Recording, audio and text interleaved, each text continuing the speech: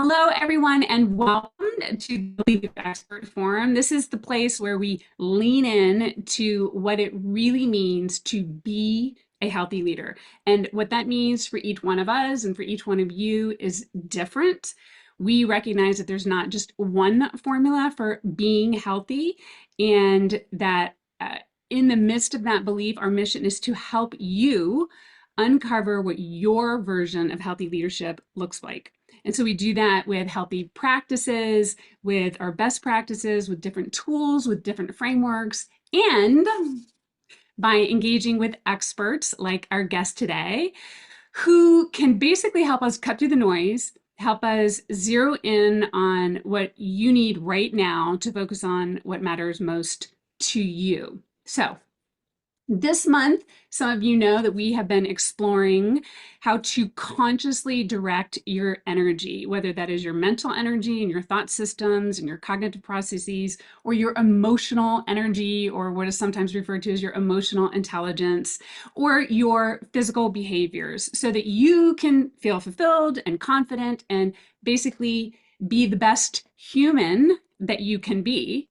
And that leads me directly into what Dr. Katherine Meese calls the human margin.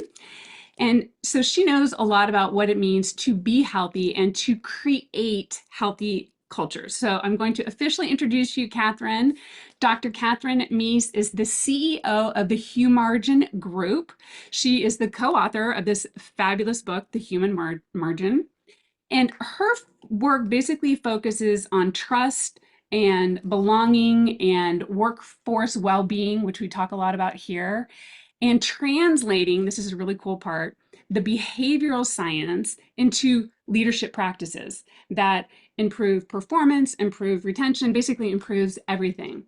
So she also has a textbook that's currently used in more than 160 universities across the United States. And her broader research is, we really can't measure how much that's been used extensively. And her work is gathering momentum. And so she's helping organizations turn individual behavior and culture into a measurable advantage.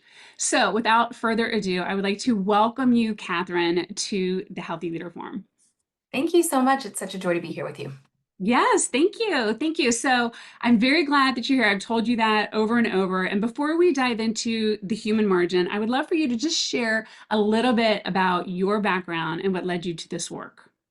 Yeah, so I actually started my career in oil and gas, working in finance. I got to healthcare as fast as I could, and spent some time working on the West Coast and working overseas. And it was actually on an assignment auditing a natural gas field in Bangladesh where I realized that I think my interests were sort of maybe outside of where I currently found myself, and got very interested in global health and public health during that time. And so came back to the US, did a master's degree in public health, then spent some time working in an academic medical center as a leader before coming back to do my PhD, and really wanting to focus on, instead of trying to help the individual within the health system, how can I help leaders create systems that are going to help thousands of people? And so with that, I had an opportunity to do a lot of research, as many faculty members do, and realized that a lot of people are not going to read my boring articles. Like, they're really long and boring. I don't even know if I want to read them sometimes.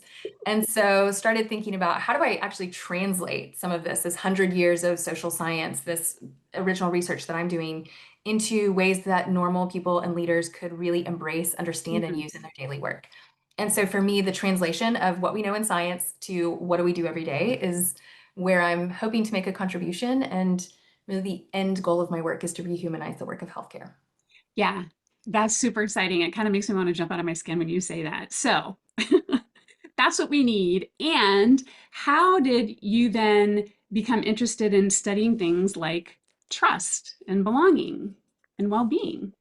Yeah, so, I started my study of healthcare workers right as the pandemic was hitting. I had just taken a job as the director of wellness research embedded within a health system, and thought, oh, I really need to think about and study and research this burnout issue that our clinicians and employees are facing. And then COVID hit, and the entire universe got really interested in healthcare worker well-being. And so what I wanted to understand is sort of beyond that individual resilience, which we know that so many employees and healthcare workers are incredibly resilient.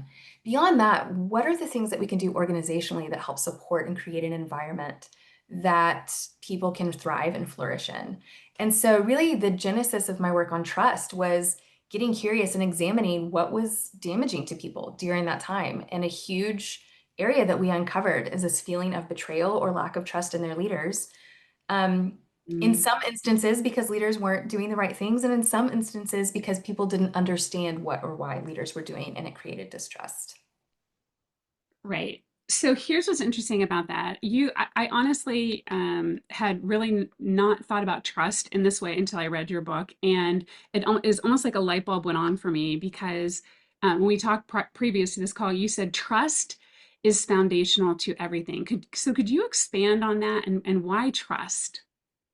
Yeah, so to me, trust is sort of like a pair of glasses that you put on, and it is the lens through which you interpret everything else around you in terms of human interactions. So if Mhm. my baseline is not to trust you, I'm going to interpret every word, every communication, action, and behavior through that lens of distrust.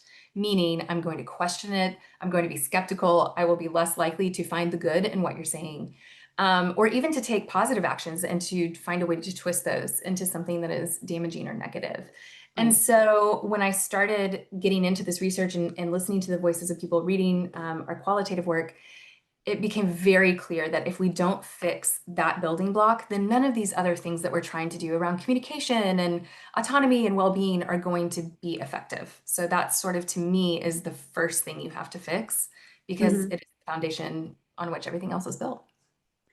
Well, I'll share with you that as I went through this, I mean, this really has touched me personally because that the healthy leader, we talk about what it means to be a healthy leader on an individual level, and then also on a team level or even on an organizational level.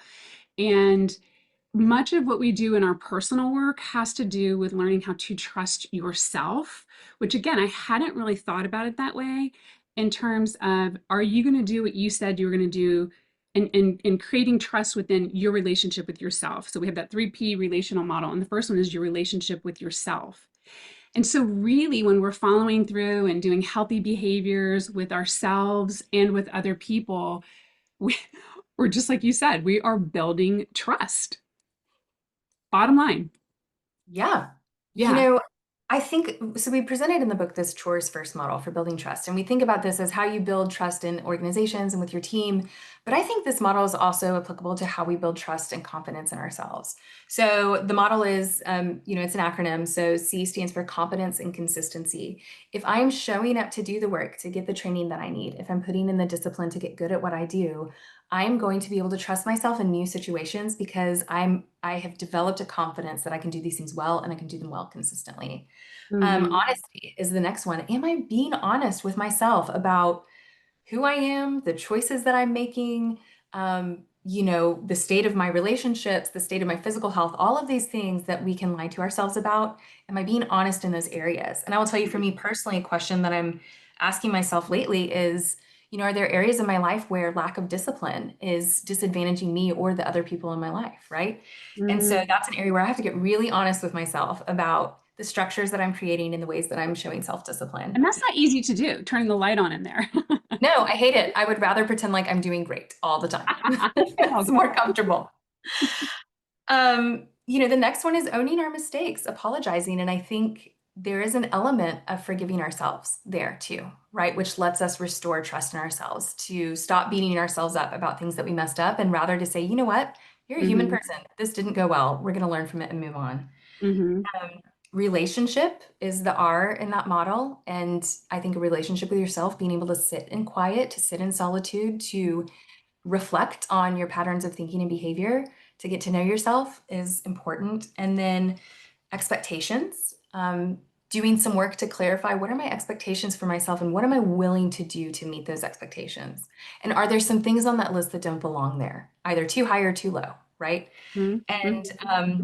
then lastly, safety. Am I doing some things to put systems in place around me that ensure my physical, emotional, and psychological safety? And sometimes we let people in or practices in that threaten that for us. And so I Hmm. think that model works in organizations, but I think it works in our relationships with ourselves too. I do too. I do too. I know exactly what you're talking about because I put a little tab on that page for chores because everything that you just said is are concepts that we teach here, from being willing, are you actually willing to do the work? That's a huge one. Giving yourself grace. You even talk about forgiveness in here. I was like, oh, brilliant, brilliant. So right before you go into that, I have to ask you this, and then we can dive into some other things. But on page 9, I think, is where you immediately say, and I think you repeat this in the book. She creates this formula, and it's less equals consistency equals always equals better outcomes. So I'm all about simplicity, and I read that and I circled it. I've double underlined it. Tell me why that's so important. Yeah, so it's a hard concept. I think in the incredibly fast changing, volatile world that we find ourselves in right now, the idea that like, okay, I can't do less because everything around me is changing, right? And it's Right. complicated. And now I have to figure out, how to outpace these robots that are coming for my job or whatever it is. There are all these things Mhm. that we're dealing with. So it is hard to even think about distilling all the things that we need to be doing into less. But I think the idea behind this, or sort of the ethos of this formula, is how can I choose one or two things, practice, focus, get good at that, right? And then it becomes something that I can do without much effort or thought, right? Because I have embedded this as a competency for myself. And I Mhm. think about it as, particularly as we sort of think about all this volatility and change that we're dealing with as a society, I think about this idea that a big ship weathers the storm better. And I think about all of these less, equals consistency equals better outcomes. I think about each of those small things that we choose to focus on and get good at as another layer of armor or another brick in the building to build this really sturdy structure that even if that ship goes into a storm, the people Mm. inside are going to be nauseous, you're going to be seasick, it will not be pleasant, but you have built a strong hull out of the discipline and the small things of getting those really right and baked in so that then you have capacity to address the unexpected things that are coming your way. Again, so much goodness baked in. We talk about going from potential to kinetic energy. And I used to think, and I did a lot of fitness training, that if you were not, pardon this aviation phrase, going balls to the wall, that why were you in there? And I would witness people being on a treadmill and reading or whatever. And I had this mindset that if you weren't working really, really hard, then why were you even there? It's a very old kind of command and control ex-military idea. And then I realized it's actually not about that. It's going from potential energy where you're not doing anything to some kinetic energy, some small, simple, consistent, baked in behavior is what really makes a difference. And I think that's a hard lesson for type A personalities who are going go, go, go. And we're in this VUCA environment where they've just had an H, which is hyper connected, to slow down and just say, what's the one thing that we're gonna start with, if you will. Well, and I think there's sort of, I think when you get those things right, when you do those things incrementally that then become just like breathing for you because you've chosen to specifically practice that and show discipline in that, then I think you're building capacity for you say balls to the wall, but I mean, yes, but I would also say like living life all the way up, right? You Yes, build yes. some room for that because you've already created a foundation that you don't have to tend to so actively when things get hard. And so to me, those things can really go hand in hand. And there's science behind that as well, right? When you were choosing to do small behaviors, there's things that happen in your brain that change that wiring. Yeah. Right. Absolutely. So I want to ask you one other thing about this that also just struck me.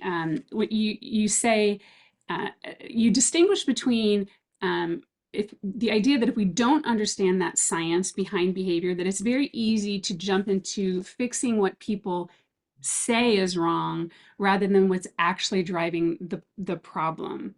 So can you speak to that a little bit? Yeah, I'll give you a couple examples. So if people are threatening to leave you as a leader or your organization, right, probably the first or most common thing that you're going to hear is pay me more, right? I would stay if I had a raise, or I found this other job that's going to pay me more money. Mm, And what we found in the research again and again, and not just my research, but others as well, is that it's really not the money. And when we control for that statistically, it's not explaining most of the story. when we looked qualitatively at people who were asking for more money, what was really interesting, what came out from that research, is that it wasn't a request for more money necessarily. When we got more nuanced about it, people weren't saying, pay me more. They were saying, pay me what I'm worth, right? It's a request for worth, it's a request for value. And so if we're responding to the things that people are telling us, then it feels very much like the solution is, hey, we've got to go ask for some raises and figure out how to compensate people differently and look at our compensation models and but my challenge to people when you're getting requests like that is, ask the first question, do you feel appreciated here? Because sometimes the things that people say are a mask for what's going on behind that behavior. Um, the other thing that people said a lot about during the pandemic, for example, is, well-being is suffering because people need to build resilience. Well, when we tested that statistically, that really wasn't the issue. The issue was lack of trust, a sense of inequity, and heavy workload and long hours. So I'm a big fan of yes, listening, but also trying to figure out how do we get really curious about the nuance of that story and what is going on beneath it. And I think sometimes statistics help us a lot with that. Sure. And literally what you just said, to get curious, I think that curiosity is also it's up there, probably not as high as trust, but also I think that it can engender trust. So that leads into the question that somebody posed on LinkedIn that I may have even shared with you, which is how can leaders start to tell when that trust is eroding, or slash how can they look beyond those words, because that is a subtle nuance, and that's a skill to be able to do that. Yeah, so I think a couple things that I would be on the lookout for, and this is going to differ a little bit if you're up here wondering about if people trust you versus, if you're wondering about your own team trusting you. Um, Mm, when you stop hearing about things that are going poorly, that is a great sign that people don't trust you to do anything about it, right? So when things start to look really good and things are going well, and you're hearing that things are going really well, um, that is the first point where I would start getting curious about trust to say, wait a minute, why are people not coming to me with things that aren't going well or things that we need to be focused on or fixing? So I think that's one thing. I think the mm, other thing is, for example, this is a very sort of an objective measure, I guess. But when you start to see really low response rates in employee engagement surveys, that is an indication that people don't think you're going to do anything about it, right? Or they don't trust that there will be no repercussions for speaking up. And so I would say that's another one. If you see that sliding, first of all, your people who do trust you are probably the ones taking it. So I would assume at baseline that those results in reality are probably worse. But I think that's a pretty good indication. Um, the other thing I would say, and this is, a little bit metaphorical, but most of us in our organizations have swag. We've got these jackets, with the embroidered logo, or we've got things that we give people to be proud of the brand. mhm, And I think a great measure of whether or not people have trust and hope in the future of the organization and its leaders is how many of those are at the grocery store on people and how many are in the donation bin. And so I would be really looking out for what signs of pride in the brand are you seeing? And when that starts to go away, I think that's also another indicator that there's not a lot of trust in the people who are leading. And again, maybe no fault of that leader, maybe it's communication opportunity, right? mhm. But I think those are some early warning signs. Wow. Okay. So, so all of you tuned in and listening, what Catherine just went through, that's an example. You just listed off about six very clear signs. And so when I was going through her book, I came up with at least 99 as I was going through it fairly quickly, walking on my treadmill and talking into my phone, tidbits and ideas that are so usable today. And so that's another reason that I'm just in love with this book. And then of course you have the science behind it as well. So let's take a moment and let's shift gears for just a second. And I know that you told me that you have another book that you are writing, which is very impressive. So can you tell us a little bit about that? Yeah, so like a crazy person, I decided to do two books this year, and I don't know what I was thinking, if I'm being honest. But one of them is a textbook revision to try to make sure that we're always bringing people the most updated science, and the other is about generational differences at work that I'm doing with co-author Dan Collard. And I will tell you, as an educator and a faculty member, I saw a really big shift in my pre and post-pandemic students. And in my interactions, particularly with those post-pandemic students that were Gen Z, represented by Gen Z, I have had to unlearn so many behaviors that I had really misinterpreted. Um, I have also seen a lot of people working, in healthcare, which is predominantly where I work, who are very frustrated with younger people coming into the workforce and the degree of what they feel like is handholding or Hmm. sort of immaturity in that workforce. And I will tell you, after getting into the research on this, my mindset has completely changed around it.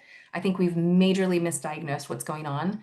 And so I felt like because we have four generations, soon to be five in the workplace, this was an important time to help uncover some of that and help people develop some skills and tools around it.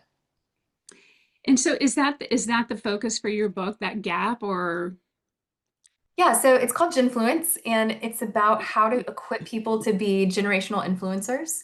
We all have a role to play in creating these genuine, good, positive working relationships between and across generations. And I think we start with sort of an accurate diagnosis of what's going on, and then we jump into very tactical recommendations for what to do about it. okay, so you mentioned to me that you have 5 critical questions that you're going to utilize in that book. You ready to go through those? Yes. Okay. So these five questions are sort of separate from that book, but I would say it's framed how I'm thinking more broadly around what is the daily work of leadership. So I think that Okay. applies in an intergenerational context. I think that applies in almost any industry. Um, and so for me, it's sort of taking that, what is that 500-page textbook and the 100 years of research and everything that we're learning? Like, how can we really distill that into something that leaders can embrace and embody every day? So, 5 questions. You ready? Yeah. Okay. Um, 5 questions that I think people are asking of their leaders every day they go to work. And I think our daily work of leadership is to answer those questions in the affirmative. And so those questions are: do I trust you? Do you care about me? Is this the place for me? Do I Mm. matter here? And will it get better? And I think those are really the questions that people tend to wonder about every day when they go to work. They don't say those words out loud, right? It's a feeling, it's a perception, it's how they're interpreting different actions that they're seeing. And I think if they can't, over time, if they can't answer those questions, they're not going to stick around. So it's interesting because as you were saying that, you just basically underscored the ability and the skill to kind of to look underneath what people are saying, or to be able to ask the right questions, literally. Yeah. Yeah. So if you take us through those questions, can you also hit on? I think that there are lots of people here on this call, and there's one in particular that I know about who is helping Gen Zers and get jobs. And so he's got a question for you towards the end that I'll share with you. But if you'll take us through each one of those questions, and be sure to hit on the Gen Z piece because I know that that's important to you and to your new book, and also to people listening. Yeah. So I think the first one is, do I trust you? We've talked a little bit about the importance of trust, that chores first trust model, sort of owning our own behavior is the first part of that equation. But one of the other things that we see in the trust relationship, and we can actually prove this statistically, I've got some research coming out soon about that, is that so much of that perception of trust in leaders is happening in between the space of what the leader does and how the person between me and that leader is interpreting that reality for me. And Mhm. so it is so easy as a leader to throw the top under the bus when I don't know how to answer hard questions. And so if my people are coming to me with hard questions, I don't know how to answer them in a way that is authentic, values aligned, and positions the organization well. I'm going to throw senior leadership under the bus and I'm going to save face. What happens over time is that backfires because ultimately people don't want to work for senior leaders that they think are greedy and evil, right? And so we're left having to fill the spot. So I think equipping our leaders at every level with how to answer tough questions is a really critical part of that trust.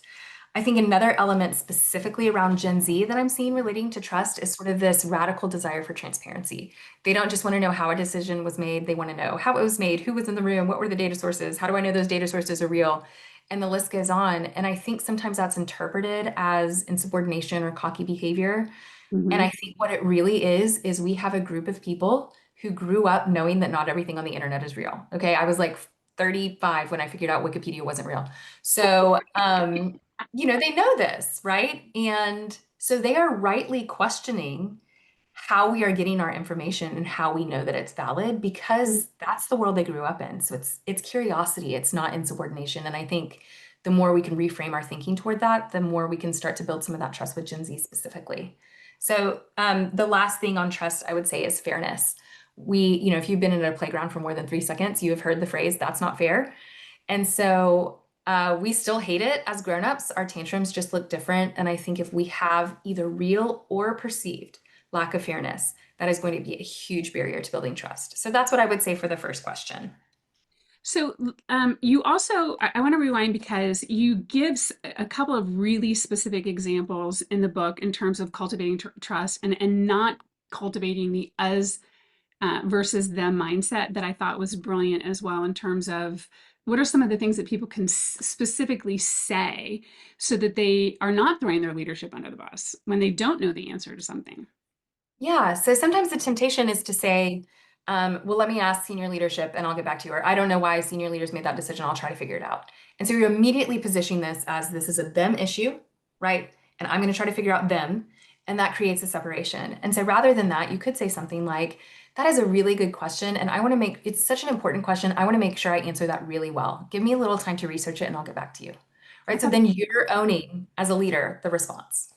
that's brilliant. And even the ability as the mid-level manager or whatever you want to call it, the ability to actually stop yourself and think and to respond in that way. I mean, it does take some trust in yourself and some courage to be able to not do, I'll just call it a form of gossip or like, oh, you and I are in this together. It's the leadership. I think it takes self-discipline to be able to implement even that simple sentence. I think so too. And I think it gets hard. I think it's hardest, and I see this a lot in organizations, when you, the leader, are also grumpy about the decision that's being made, Well said. right? Yeah. So if I'm like, oh, I'm in agreement with senior leadership, but I probably need more details, it's easier to say that than it is when you're like, I don't know what those people are doing, and I'm mad about it too, you know? And so I think there is an element of remembering that we are important sort of torchbearers for the organization, that we are responsible for crafting the ability for people to be proud of where they work. Yes, and I love that because I think that what that does, and you said this, owning your answer and taking responsibility, that goes back to as a leader, how am I being first when I say this simple sentence? And if I'm not able to say that, what am I? How am I not trusting myself or my leadership, or how am I, peeling away the trust just by this one very simple, tiny phrase? I thought that was brilliant. Um, and then, okay, so let's move on to the second question. Okay, second question is, do you care about me? We know from Gallup's research over time that when people feel like their organizations care about them, there are a number of positive performance benefits. This is hard because often when we are in industries where resources are tight or there's a lot of external pressure or innovation is happening rapidly, which describes a Mm, lot of industries right now, um, it is very easy to feel that we are secondary to the goals of financial performance and efficiency. And so it is not hard to feel uncared for by the organization. Sometimes people will feel like their leader cares about them individually, but they may see inefficient processes. They may see, an overemphasis on efficiency or financial performance relative to a reasonable pace of work, for example, as evidence that the organization doesn't care about them. that's an interesting distinction. Mhm. Yeah. I think the other thing here, and this relates, I think, tying back to Gen Z and some of the research that we're seeing. Um, Two things I would say. One, I am hearing a lot of leaders say things like, we're through the pandemic, we have good staffing. Why are people saying that they're burned out? Or another iteration of this question, Gen Z, you haven't even been in the workforce long enough to be burned out. You've been here for 10 minutes. Why are you telling me you're burned out? And I think we have to remember that, yeah, there are 6 factors that contribute to burnout, and workload is only one of them. And so if you feel like it's not a workload issue, there are 5 other ways that contribute to people's burnout, whether it's lack of fairness, lack of community connection, lack of reward, or mismatched values. And so all of those things oh, and lack of autonomy, that's the other one, Mhm. um, are things that we have to look into if we are not believing the burnout story because workload seems fun. And so I think that's an area where sometimes leaders have a misstep. That's fascinating to me. Here, a question that has popped up here has to do with the idea of false caring, like if you're pretending to care and giving out gift certificates and dinners and things like that. What would you say to that? Do you see much of that? Yeah, I mean, look, I think, everybody loves to hate on the pizza party, and I get it. I think sometimes the pizza party is actually people trying to show that they care, right? And so, but I think for a lot of people, we want to feel that care in a different way. Show me you care by breaking or by fixing this broken system that is adding daily friction to my work. Like that's how I want to know that you care.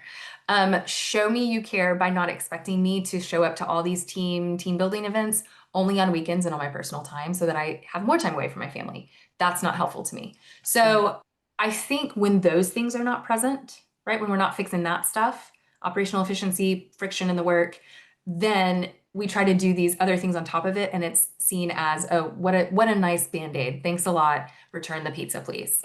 Right. Um, so I don't think they're bad things in and of themselves. I just Mhm. think that's not the duct tape that's going to get us there if we're not fixing the other stuff. Right, very surface level. If you're not, it's interesting as you said, each one of those, the idea of really being considerate for somebody else and really stepping into their shoes. Because I was just at a conference and we were talking all to healthcare executives in this particular conference, and they were saying, "Hey, look, we are doing this. You know, if we want people to come on to this shift, we're bringing in the pizza because we know that they appreciate that." And literally, somebody raised their hand. And they said, "Yeah, but that's great, but we need more." Literally, what you just said, and so the ability to say they've told me that they appreciate that versus actually stepping into their shoes and looking back and saying what would they really want. Do they really want to come to the celebration, you know, on a Saturday when it's their only day off? So consideration for others is it sounds like that's what you're talking about in addition to or as part of the caring about people. Yeah, I think the other element of that is, I think about please excuse my dear Aunt Sally or the order of operations that we all learned in math in elementary school, PEMDAS, wherever you were from. Okay, you learned it a I different love it. way. Yes. Um, that we sort of have to get that order of operations right. So doing the small, easy stuff first without consideration or at least acknowledgement of a desire to fix the big hard stuff, I think typically backfires. I think if you start with, hey, let's look at the boulders that are standing in your way and we're going to try to address that or make progress. In the meantime, here's something small that we're doing just to show appreciation and sort of making sure that we're doing the first things first. And I think a lot of times those get flipped around. It's like, look, once pizza doesn't work and I've tried it, then maybe we'll fix this other stuff that's really bothering people. Right. Well, you know what's interesting? One of the things that we do in red team thinking that has to do with critical thinking and how we're solving strategic problems on more of an organizational level is something called branching five whys. And it's interesting because you ask, you know, why is the printer broken and or why does it keep breaking? And you can come down to one particular, this is the reason why that printer is breaking. And so, oh, it's because we bought a cheap printer. But there's these other whys because nobody's fixing it. And so the idea is that you come up with a quick fix, and then you also come up with a systemic fix, which is again what you literally just said. Like, let's do what do you call PEMDAS, right? Let's do this, let's know this order of operations. And first and foremost, do something that you can, put the band-aid on, and then also don't ignore the wound, if you will. Right. And I think some of it is just communication. Like, tell people that there's more than pizza that needs to be fixed when you give them the pizza, right? I mean, don't just show up and throw pizza at Brilliant. people. It's not going to go well. They're not going to interpret it the way that you want.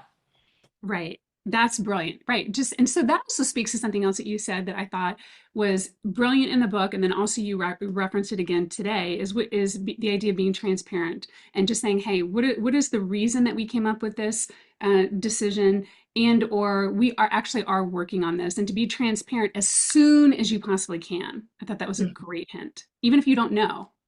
Right. Right. Because people will give some grace. People believe different things about this. I tend to believe that when we give people all of the information about the constraints that we're facing and the different elements of a decision that we're having to make, they will usually get to the same logical answer, right? Of, oh, we also agree that we need more time, or we also agree that we need to explore this thing more before we move forward. I think sometimes when we skip that part, then people are going to jump to some pretty interesting conclusions or assume that you're doing something nefarious when you're really not. Right. Right. So, for the sake of time, let's jump to question number three. Okay, so question number three is this the place for me? And this is really about belonging.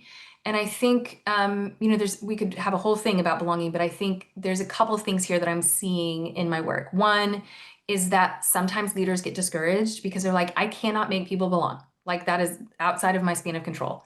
And Mhm. I would say, yes, your job is to create conditions that create the maximum opportunity for someone to belong. We all know that weird guy where we're like, you know what, it's not going to happen for that person. It's just not. It's going to be weird. You can't do anything about that. People have to pick up the baton and do some Sure. of the work themselves.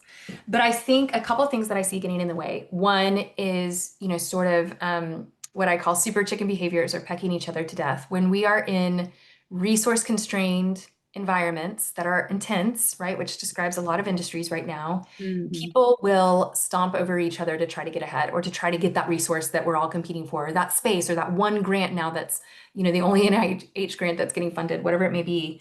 Mhm. um, we have to address those behaviors. We cannot let that persist. And I think there's some leaders that think, oh, good, people are working harder because we're creating this competitive environment. Mm. But it really stands in the way of our success, and it's not how our brains are wired for optimal performance. I think standing sort of shield to shield, shoulder to shoulder against a common enemy, which in many industries is easy to identify. I mean, healthcare, gosh, our common enemy is human Right. suffering. Mhm. um, Puts people in a much better way to collaborate. And so I think that's step one on belonging. The other piece that I think is so critically important is getting very, very clear about expectations for behavior. Um, some people feel like the way to belong is I have to change to fit in, right? I have to change who I am to fit in with how everybody does things, and that's how I belong. And I think in good cultures, that is not how you belong. You show up as you are, and as long as you're doing these behaviors and adhering to these values, this is the place for you. And so I don't think people have that key to belonging unless we tell them. And one of the things I'm seeing, Tracy, is, sort of post-pandemic. I mean, people stayed at home barefoot for like 2 years in their Thanksgiving pants, shuffling around the house, talking to themselves. Things got weird, right? So we kind of have to do that hard work of reestablishing how we relate to each other, right? What does that look like? And getting really, really specific about it. So I think those are sort of the two keys. There are other things we could talk about that are so critical for belonging is shutting down the aggressive behaviors, cutthroat behaviors, and giving people the rules, right? So they know what to do to belong. Mhm. It's interesting as you talk about that. It reminds me of a colleague that I work with. I interviewed him, Doug Crandall, and he talks about the idea that there are no leadership experts, and that there are lots of different ways to lead. And he does this phenomenal job of sharing a story of his 22, maybe 23-year-old daughter who's a lieutenant in the military, and her way of leading is that she bakes them baked goods every Thursday, which is I will totally. work for her. Yeah, Sounds I good. know, and it's interesting because she had some leadership that were like, no, no, no, no, no, that's not how we do this in the military, right? And which I can totally relate to. And she has now become one of the top lieutenants in that entire battalion, and she's doing it. I know she is doing it the way that she wants to do it. So I love that. Talk about and having and then giving other people the permission to be who they are as well, to belong in their own unique way. I love that you included that. Okay, what's question number 4? Okay, question number 4 is, do I matter? And this is separate from belonging. Belonging is this the place for me, right? Hmm. Do I have a place here? Do I matter is all about the individual. Like, we missed you. We couldn't do this without you. You weren't here. We missed you. And I think for people who are in roles and organizations where there are a lot of people with the same title, and I'm thinking about nurses, I'm thinking about military, I'm thinking about people who work on, in a manufacturing capacity, Hmm. even, in a tech capacity, it is so easy to feel like, well, I know we belong, nurses have a place here, but Right. am I just a warm body, or are you actually seeing me? And I think there's sort of four ways that leaders unintentionally create a sense that people don't matter. And so one is your voice doesn't matter, right? We're not going to ask you about decisions that affect you. We're going to interrupt you in meetings. We're going to talk over you, say things like that will never work. You haven't been here long enough. We already tried it. Your voice doesn't matter. Two is your time doesn't matter. We're going to be sloppy with meetings. There's no agenda. We're going to show up late. We're going to ask you to do things on your personal time all the time. That's a way to show your time doesn't matter to me. Three, I think your experience doesn't matter. And I see this the most in these two phrases. You're too old to. No, they're not. You're too young to. No, they're not. I have old people in my life. Sorry if you're old and that's an offensive term, but I have old people in my life who have a cryptocurrency portfolio that would make all of you drool, right? And I have students in my life who have experienced more human suffering, probably than most of us combined, before the age that they could read. So no one is too young to, and no one's too old to. And I think we just need to remove that from our lexicon. Um, It Yeah, doesn't serve us. go ahead. I love that. I love it. And It that just goes doesn't. for all of you out there. You can't say, I'm too old to either. That's right. No, you're not. That's what And so I think those are really sort of the big buckets that I think about when we accidentally, as leaders, create the perception that people don't matter. And then the last one is just you're invisible, right? You're invisible. I don't know your name. I'm not going to say good morning out loud to your face. I'm going to do this weird, like, sort of look at my phone and pretend that you don't exist. And I think that wears on people over time. that is brilliant. See, all of you, these are so tangible and useful and very simple, as we said at the very beginning of the book, very simple ways to see people. Okay, and then I could dive into each one of those. We could spend an hour just on the voice and on the time thing. So give me the last question that leaders need to ask or Yeah, answer. so this one is so critical, and I wish I would have been doing more thinking about this sooner, is will it get better? So, you've heard the phrase hope is not a strategy, and Gallup has found in asking people what they need from their leaders for many years that people cite hope as the number one thing they need from their leaders, and they want that more than trust, stability, and compassion combined. And so that's what's going on over here in terms of what people want from their leaders. We also know that for millennia, across most major world religions, people have looked for hope from something outside of themselves, whether that's God, gods, the divine, the universe, with a couple exceptions. And that religious participation is at an all-time low, although we're seeing a slight rebound among Gen Z men. Thing three is that 38% of Gen Z high schoolers in 12th grade said it is hard to have hope for the world. I don't know how you felt as a 12th grader, but that wasn't it for me. And so we have this generation coming into the workforce now that is starving for hope. And so I think really hope has two components. Can it get better? Will it get better? And so our job as leaders is to paint a future that people want to be a part of, but that is achievable, right? If we set that vision too far afield, then people just lose hope because they're like, we're never going to make it. Mhm. And then to show them the progress that we're making every day. How does every action that we're taking as an organization, as a team, moving us one step closer to that future that we know is achievable? And I think those are sort of the two things that give people a sense of hope. And I think we need that more than ever now. When you first mentioned that to me, again, it's very similar to trust. It can seem like something that's not important, but it's clearly one of the most important things. And I know that true for me in my own individual life, and I know that a lot of the people here we've discussed something similar. So, how can you, if on that fifth one in particular, how can you know that you are showing progress? Yeah, so I think operational progress is really important in this area. So let's say we sort of created this vision of the future. We are going to do XYZ. Here's where we're headed. I think showing people, okay, we have this initiative. Here is how it's going to move us closer in that direction. Here's how Mhm. it's going so far. And so I think of sort of this four-part communication framework, and it's very complicated, and it goes like this. What's going on out there in the world, in the universe? What are we doing about it in here? Mhm. What are we going to do? How is that going to make it better? And what progress have we made so far? So what's going on out there? What are we doing about it in here? How's that going to help? And how's it going so far? And wash, rinse, repeat. We communicate that frequently to remind people that all this little stuff that we're looking at every day is actually moving us in a direction that can be exciting. Okay, again, it's like for every so I have to ask you this personal question. You think in a way where you have pretty much categorized all the things that you're talking about and give very tactical and technical examples. So is that what you're doing? You're looking up in your mind, hey, wait, where does this go? And what is the strategy? Yeah, I mean, I think in sort of in my academic work, there's this love, we have this love affair with like boxes and arrows and these really complicated theories. And I have found that for me, like I just need something I can remember at this point because there's a lot going on in my life. And so, I've got young kids and we're both working and all this stuff. So I really have tried to put a lot of thought into if we were to distill this down as much as possible, what are sort of the big things that leaders need to think about? Mm. Um, my approach tends to be, and there are different ways of thinking about this. If I can shift your mindset to think about this a little differently, then you're going to figure out yourself how to apply that in real time. And maybe I can give you some examples, maybe I can give you some language, but like if your mindset has shifted, you'll figure out how to do that on your team and in the way that you need to. Right. I could not agree more. We do everything in threes here at the Healthy Leader, partly so that I can remember and also so that it's actually useful in the moment. So I really appreciate how you've broken all of this down.